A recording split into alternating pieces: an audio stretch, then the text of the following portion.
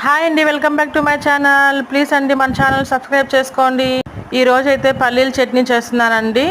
ముందుగా అయితే బాండలు పెట్టుకున్నాను, దాంట్లో ఆయిల్ వేసుకున్నాను. వేరుశనగపప్పు, పచ్చిమిర్చి, ఉల్లిపాయలు, చింతపండు వేసుకొని కాసేపు వేగనిచ్చానండి. వేగినాక చల్లారినాక మిక్సీ పట్టుకుంటున్నాను. పట్టాక చట్నీని ఒక బౌల్లో వేసుకున్నానండి. తిరగమాత వేస్తున్నాను. కొంచెం ఆయిల్ వేసుకొని ఆవాలు జీలకర్ర వేసుకున్నాను. పల్లీల చట్నీ రెడీ అయిపోయిందండి.